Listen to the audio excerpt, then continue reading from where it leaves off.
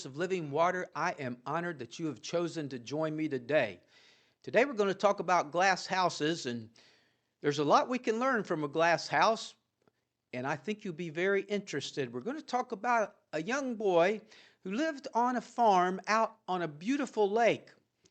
He had this dog, and he decided that, hey, I can train this dog to be able to go out into the lake and get items. So this summer when people come out and are boating, if they lose something and they can't get their boat up to get it, I'll send the dog out.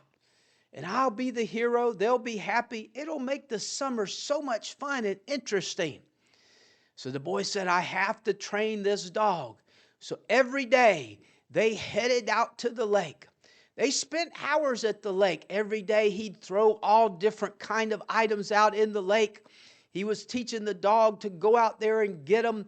He was teaching the dog to sit there and wait until he gave him the command. Day after day went by. The dog got better and better, and the dog would sit there and not even move until the boy gave him the command.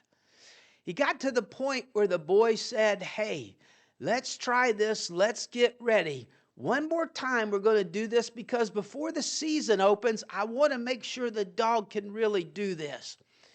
They went down to the lake that morning. He took an item. He threw it out into the lake just as far as he could.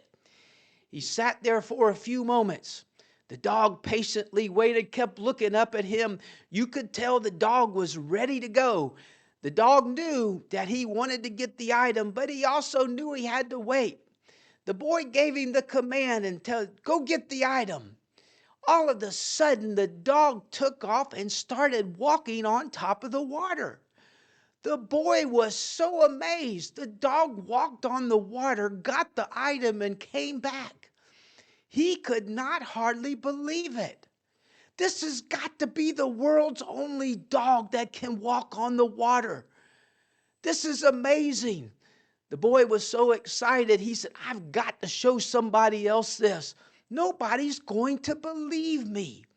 The boy went home that night, asked his mom and dad. He said, hey, do you mind if I go next door? I want to see if somebody can go with me to the lake tomorrow. I want to show them how well the dog has learned to go and retrieve. And of course, mom and dad said, sure, go ahead.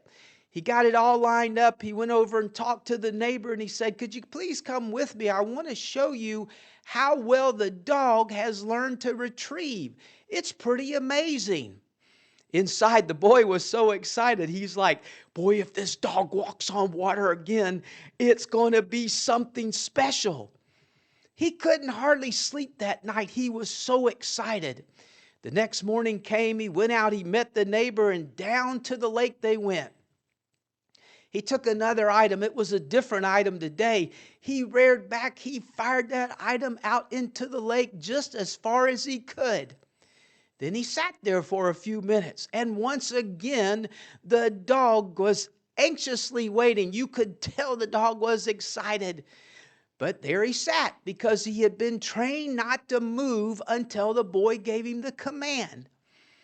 The boy gave the command, the dog took off, and once again the dog was walking on the water. The boy inside was so happy and excited. He said, I just can't believe this. This has got to be the only dog in the world that can walk on water.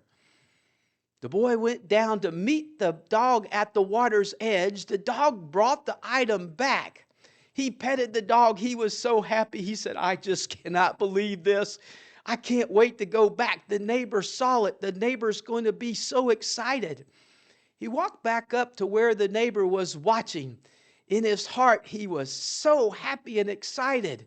He knew the neighbor was going to say, man, this is awesome. You've got the dog that the only dog can do that. But when he got back, the neighbor said, well, son, that's so sad.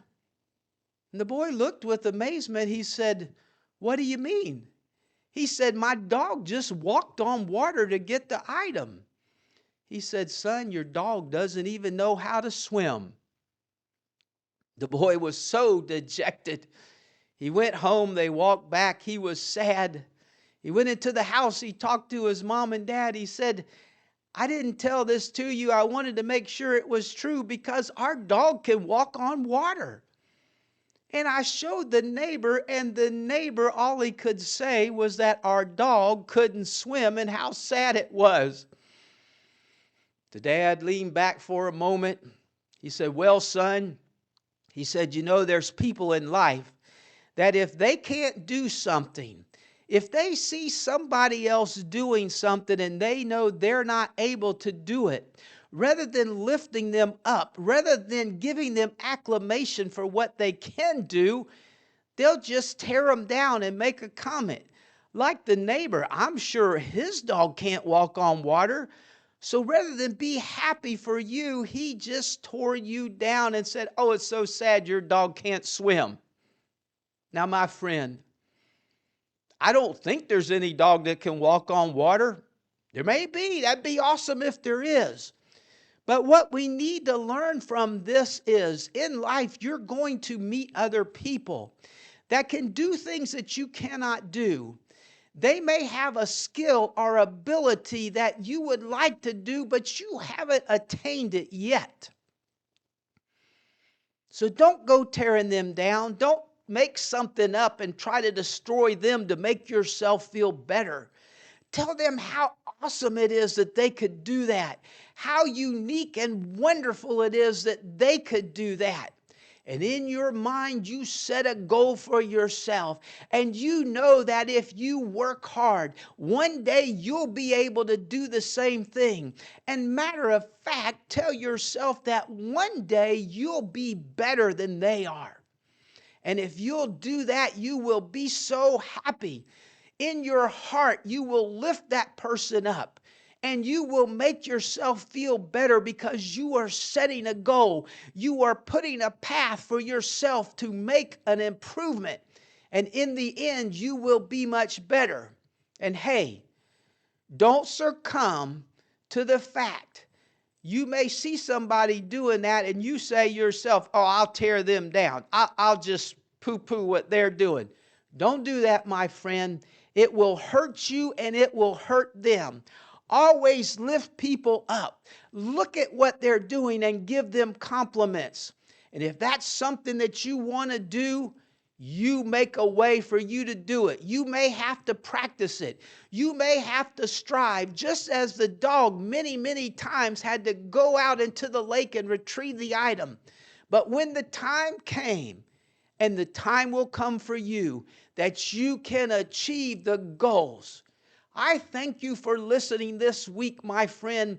Let's all strive hard to lift those up around about us. Make them feel good.